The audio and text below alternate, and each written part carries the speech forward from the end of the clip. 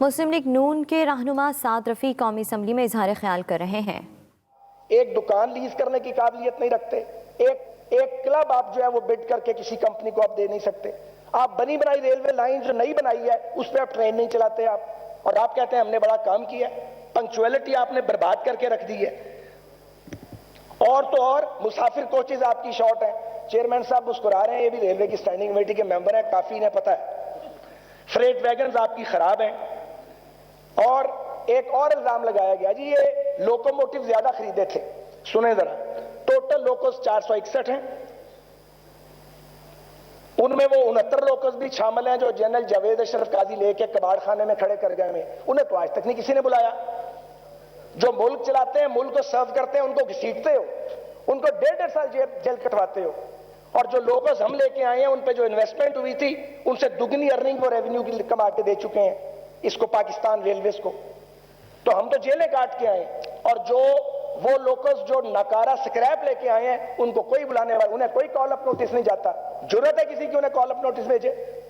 عائشہ وائنڈر please. سر مجھے بات تو میری پارٹی کا ٹائم ہے پورا کرنے دیں آپ۔ تو گزارش یہ ہے کہ ٹائم جو ہے نا وہ پارٹی کنزیوم کر گئی ہے۔ ہم نے جناب آپ کو 142 کے قریب نئے لوکوموٹیو دیے تھے، جن میں 24 اوور ہالڈ لوکوموٹیو تھے 5 سال میں۔ آپ نے ایک لوکوموٹیو 3 سال میں نہ اوور ہال کیا نہ نیا ایڈ کیا، اور آپ کے جو اوور ایج لوکوموٹیوز ہیں وہ ان کی تعداد 234 ہے۔ ابھی 234 لوکوز وہ ہیں جو اوور ایج ہو چکے ہیں، اور آپ الزام لگاتے ہیں کہ ہم زیادہ لوکوز لے کے آ گئے ہیں۔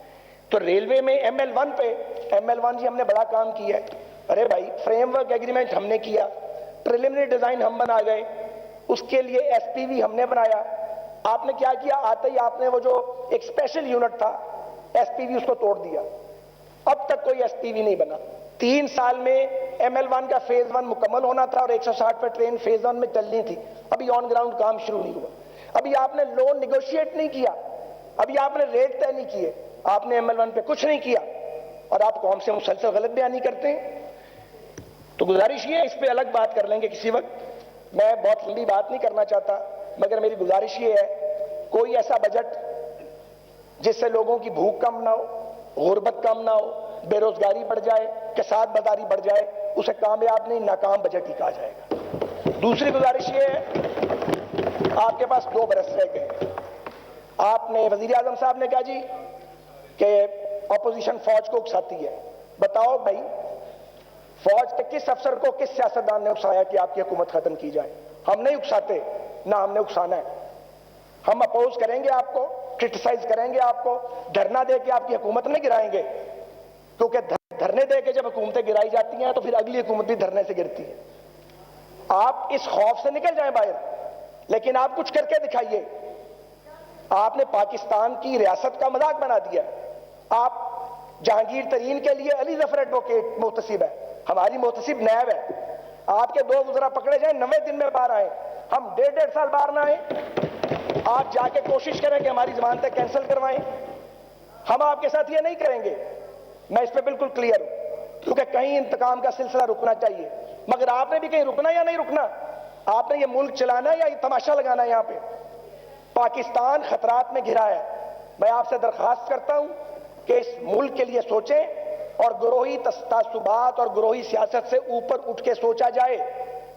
میں چیئرمین صاحب ٹاک شوز میں نہیں جاتا، اس لیے نہیں جاتا کہ میں تنگ آ چکا ہوں۔ میں سمجھتا ہوں ہمارا سب کا حال تقریباً یہ ہے، اپنے اپنے گروہوں کے لیے اور اپنے اپنے ونگز کے لیے ہم جھوٹ بولنے کی آخری حد تک چلے جاتے ہیں، اور اپنی قبر ہمیں یاد نہیں ہے۔ کوئی ضرورت نہیں ہے جھوٹ بولنے کی، کسی کی سیاست میں کوئی کمی واقعہ نہیں ہوتی۔ مہربانی کریں آپ ایک نیشنل ہارمنی کی بات کریں۔ اب چھوڑ دیں رٹ کرپشن کی، یہ چورن نہیں بکنے والا، اب تو عدالتیں بھی جاگ چکی ہیں اور عدالتیں فیصلے دے رہی ہیں۔ تو آپ مہربانی کریں، جو وقت باقی ہے، دیکھیں ایک سوچ یہ ہے، چیئرمین صاحب یہ کام کی بات ہے، سن لیں اور مجھے کرنے دیں۔ ایک سوچ یہ ہے کہ آپ کی حکومت ناکام ہو، مگر اگر آپ کی حکومت ناکام ہوگی تو ریاست کو بھی ساتھ نقصان ہوگا، کیونکہ جب ادارے کمزور ہوں گے تو کسی نے آ کے ان اداروں کی ذمہ داری قبول بھی آپ کے بات کرنی ہے۔ یہ سوچ درست نہیں ہے۔ ہمیں پاکستان کے قومی اداروں کو کمزور نہیں ہونے دینا چاہیے۔ پاکستان تو ہم سب کا ہے، اس کلمے سے بھری چھت کے نیچے تو ہم سب کٹھے کھڑے ہیں۔ اس قائد اعظم کی تصویر کے سائے کے تلے ہم اکٹھے کھڑے ہیں. ہم دشمن تو نہیں ہیں ایک دوسرے کے. یہ جو نفرت ہم نے بو دی ہے, اس نفرت کو مہربانی کر کے کم کرنے کی کوشش کریں. ہمیں کوئی خوف خدا کے سوا نہیں ہے. ہمیں آپ کا کیا خوف ہوگا؟ آپ تو ہم سے بھی گئے گزرے ہیں. ہمیں آپ سے کیا ڈر لگے گا بھائی؟ ہم تو مارشل لاء کو چیلنج کرتے رہے ہیں. ایوب خان کے مارشل لاء کا مقابلہ کیا. میں بالکل انفرادی بات اس وقت کر رہا ہوں, جماعتی بات بھی کر رہا ہوں. مشرف کے مارشل لاء کا مقابلہ بھی کیا, یحییٰ خان کا مقابلہ بھی کیا, سول بادشاہتوں کا بھی مقابلہ کیا. 13-14 بار جیل جا چکے ہیں. یہ کوئی خوف نہیں ہے. لیکن پاکستان کے حال پہ رحم کریں. آپ سیدھے منہ سلام لینے کے لیے کسی سے تیار نہیں ہیں. آپ اپوزیشن سے ہاتھ بڑھا کے بات کرنے کے لیے تیار نہیں ہیں. اکیلے چلائیں گے ملک کو. یہ جو اب امریکن پریشر آ رہا ہے, اگر مان لیا جائے کہ عمران خان صاحب درست بات کہہ رہے ہیں کہ اڈے نہیں دینے, تو کیا آپ کو اس پہ سپورٹ نہیں لینی؟ کیا آپ نے اے پی سی نہیں کرنی؟ میں 2 تجاویز دے کے بات ختم کروں گا. ایک تو میری گزارش یہ ہے کہ افغانستان میں صورتحال بدل رہی ہے, وہاں ایک فلیش پوائنٹ بن رہا ہے اور وہ خطے کے لیے ایک اور پاکستان کے لیے ایک سچویشن بن رہی ہے. یہ میری ذاتی تجویز ہے, جماعتی تجویز پھر نہیں.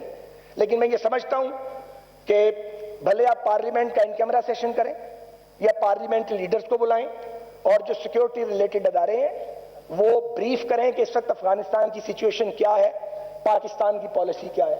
ایک تھاٹ پروسیس سے گزریں, خدا کا واسطہ سنجیدگی ہمیں اختیار کرنی چاہیے. 22 کروڑ لوگوں کی زندگیوں کا معاملہ ہے. ہم ایک نیوکلیئر سٹیٹ ہیں, روٹی کھانے کے لیے ہمارے پاس نہیں ہے. پاکستان کے دشمن اس نیوکلیئر ویپن کو ہم سے لینا چاہتے ہیں. ملک دنیا میں سازشیں ہو رہی ہیں, ہم ایک دوسرے کا گریبان پھاڑنے میں مصروف ہیں. مہربانی کریں, کافی ہو گئی ہے. 3 سال آپ نے اس میں گزار لیے, اس میں سے کچھ نہیں ملا آپ کو, آگے بھی کچھ نہیں ملنا.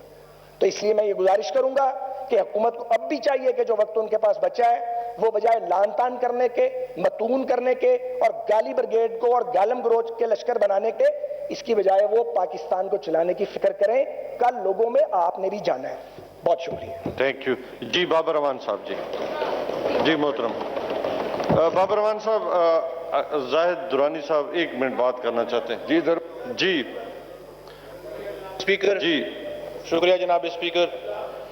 جو سابقہ دور میں ہمارے شاہی خاندان کے چمچے اور کڑچے جو تھے, ان کی اس محکمے پہ اجاداری اور ہاتھ صاف کرنے کی جو روایت تھی, پاکستان تحریک انصاف کی حکومت نے اس ناسور کا نہ صرف یہاں سے صفایا کیا بلکہ یہاں عوام کو ریلیف دے کہ وہ اماؤنٹ جو ان کی جیبوں میں جاتی تھی آج قومی خزانے میں وہ جمع کروائی جا رہی ہے.